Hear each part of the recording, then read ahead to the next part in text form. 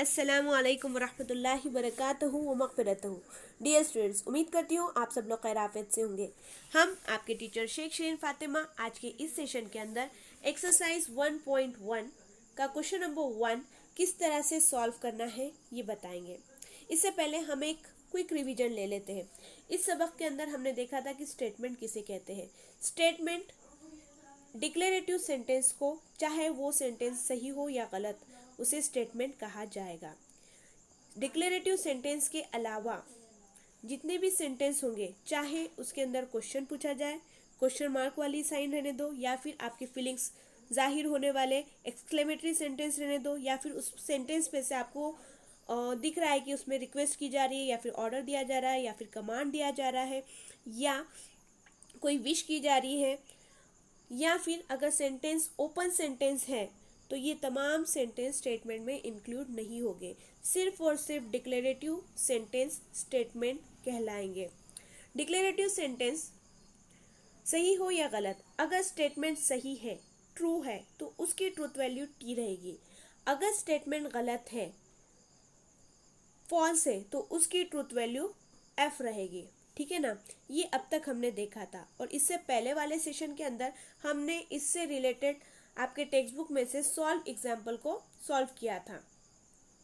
देखिए ये वाला, ये हमने आपको समझाया था कि किस तरह से इसको सॉल्व करना है, कौन सी स्टेटमेंट है, उसकी ट्रूथ वैल्यू क्या है, और इसके जवाबात आपको इस तरह से लिखने थे। एक्सरसाइज 1.1 का क्वेश्चन नंबर 1 हम आपको समझाएंगे, उसके जवाबात भी आप इसी मेथड से लिखोगे। ठीक है ना। तो चलिए शुरू करते हैं एक्सरसाइज 1.1।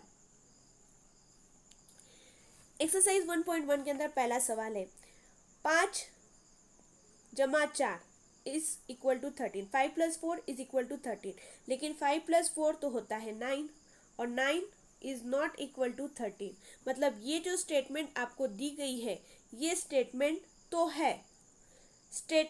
है, लेकिन ये गलत है। ठीक है ना। तो यहाँ पर इसकी ट्रूथ वैल्यू होगी फॉल्स। आपको लिखना होगा कि ये स्टेटमेंट है, लेकिन इसकी ट्रूथ वैल्यू, ये गलत होने की वजह से इसकी ट्रूथ वैल्यू एफ रहेगी। अब देखते हैं सेकेंड वाला सवाल, x - 3 इज इक्वल टू 14। अब देखिए, ये जो x यहाँ पर दिया गया है, ये है मुतगय्यर यानी वेरिएबल, जो हर बार चेंज होता है। यहाँ पे x की वैल्यू फिक्स नहीं है, वो 1 भी हो सकती, 2 भी हो सकती, 1000 भी हो सकती, 50,000 भी हो सकती, या फिर -25,000 भी हो सकती, या फिर कोई कसर, या फिर कोई अशारिया, कुछ भी हो सकता है। तो ये वाली स्टेटमेंट, ये वाला सेंटेंस मतलब x के अकॉर्डिंग चेंज हो रहा है, तो ये ओपन सेंटेंस के अंदर काउंट होगा, और इसलिए ये स्टेटमेंट नहीं होगी। ठीक है ना। ये स्टेटमेंट नहीं कहलाएंगी। ये स्टेटमेंट तो है, लेकिन इसकी ट्रूथ वैल्यू है एफ। सेकेंड वाली स्टेटमेंट ही नहीं है।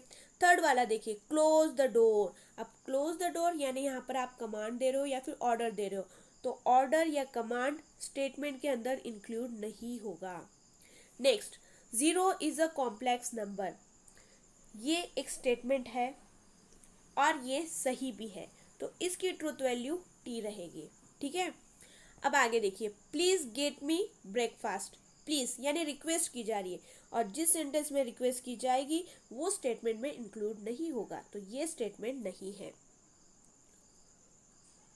ये स्टेटमेंट नहीं है। आगे देखिए, congruent triangles are similar. Sentence है, डिक्लेरेटिव सेंटेंस है, यानी ये स्टेटमेंट है और ये सही भी है, इसलिए इसकी ट्रुथ वैल्यू होगी टी। ठीक है। अब देखिए 7वां सवाल, x² = x। अब यहाँ पे फिर देखिए, मुतगय्यर की बात हो रही है। मुतगय्यर यानी वेरिएबल जिसकी वैल्यू हर बार चेंज होती है, जिसकी कीमत फिक्स नहीं होती है। मतलब ये ओपन सेंटेंस के अंदर काउंट होगा, और ओपन सेंटेंस स्टेटमेंट में इंक्लूड नहीं होता, तो ये स्टेटमेंट नहीं है। ठीक है। अब आगे देखते हैं,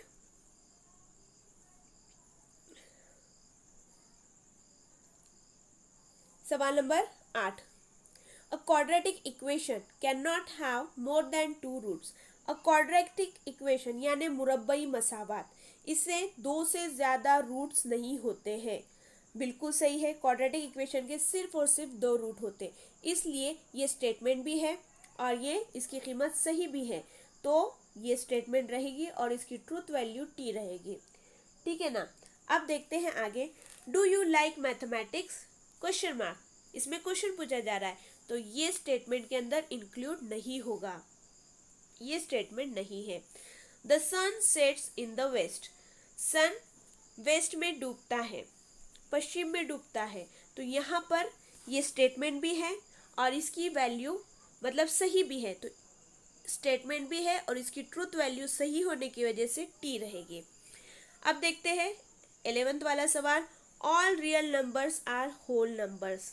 देखो होल नंबर यानी जो सिफर से शुरू होता है, सिफर 1 2 3 एक्सेट्रा एक्सेट्रा एक्सेट्रा, और रियल नंबर जिसके अंदर हर नंबर इंक्लूड होता है, चाहे वो नेचुरल अदद रहने दो, होल नंबर्स रहने दो, इंटीजर्स रहने दो, कसर रहने दो, हर चीज उसके अंदर इंक्लूड होती है। तो यहाँ पे ये सेंटेंस थोड़ा उल्टा दे दिया गया है, मतलब ये सेंटेंस गलत है। यहाँ पर अगर ऐसा रहता कि whole number are real number तो सही रहता था, लेकिन यहाँ पे real numbers are whole numbers बोला गया है, तो ये गलत है। मतलब ये स्टेटमेंट तो है लेकिन गलत है, तो इसकी वैल्यू, इसकी ट्रुथ वैल्यू रहेगी एफ। ठीक है। अब आगे देखिए 12th वाला सवाल, can you speak in Marathi, सवाल पूछा जा रहा है, देखिए क्वेश्चन मार्क, इसलिए ये स्टेटमेंट नहीं है। अब तक तो आप समझ ही गए होंगे क्वेश्चन वाले स्टेटमेंट नहीं होते। अब यहाँ पर x square minus 6x minus 7 is equal to 0 when x equal to 7। अब यहाँ पर बोला गया है कि x अगर 7 रहा तो ये वाली कीमत, ये वाली मसावात की कीमत रहेगी सिफर। तो इसे हम एक बार चेक कर लेते हैं। किस तरह से चेक करेंगे, इस तरह से यहाँ पर लिखते हैं x square minus 6x minus 7 is equal to 0। देखिएगा x की कीमत बताई गई 7, तो x की जगह पे 7 लेना होगा। 7 का मुरब्बा मनफी 6 ज़रब 7 मसावी 7 मसावी सॉरी मनफी 7 मसावी सिफर। 7 का मुरब्बा होता है 49, 6 7 ज़ा 42 मनफी 7 मसावी सिफर। अब यहाँ पे देखिए 49 माइनस 42 कितना होगा, ये हो जाएगा 7। 7 मनफी 7 मसावी सिफर, 7 में से 7 चले गए सिफर। Left hand side and right hand side both are equal, दोनों सेम है, इसलिए ये जो ये लोगों ने कंडीशन रखी है ये सही है, ये स्टेटमेंट भी है और ये ट्रू भी है। इसको हटाना पड़ेगा। उम्मीद करती हूँ आपको समझा होगा कि वैल्यू रखने के बाद इसको किस तरह से सॉल्व किया है। आप थोड़ा पीछे लेकर इसे देख लीजिएगा, अभी हमें हटाना ज़रूरी है। ठीक है, तो मतलब ये स्टेटमेंट भी है और इसकी वैल्यू, इसकी ट्रूथ वैल्यू टी रहेगी क्योंकि वो सही बताई गई है। अब देखिए 14th वाला सवाल, the sum of cube roots of unity is 0। ये स्टेटमेंट भी है और ये इसकी सही भी है, इसलिए इसकी ट्रूथ वैल्यू टी रहेगी। इट रेन्स हेवीली, बारिश जोरदार हो रही है। अब कितनी जोरदार हो रही है इसकी मिकदार नहीं है, मतलब ये चेंज हो सकती है, कभी धीमी भी हो सकती है, कभी ज़्यादा भी हो सकती है, कुछ ज़्यादा भी हो सकती है, कुछ बहुत ज़्यादा भी हो सकती है। तो यहाँ पर ये बार बार चेंज होगा हेवीली की वजह से, यानी ये ओपन सेंटेंस होगा और ओपन सेंटेंस स्टेटमेंट में इंक्लूड नहीं होता, ये स्टेटमेंट नहीं है।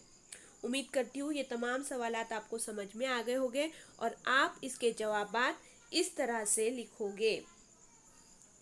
ठीक है ना, ये खाली मेथड बता रहे हैं आपको लिखने के लिए, लिखना आपको समझ कर ही है, गलती ना करें। अगर कोई प्रॉब्लम आ रही है तो बिल्कुल पूछिएगा। जज़ाकल्लाहु खैरन कसीरा, अल्लाह हाफिज़।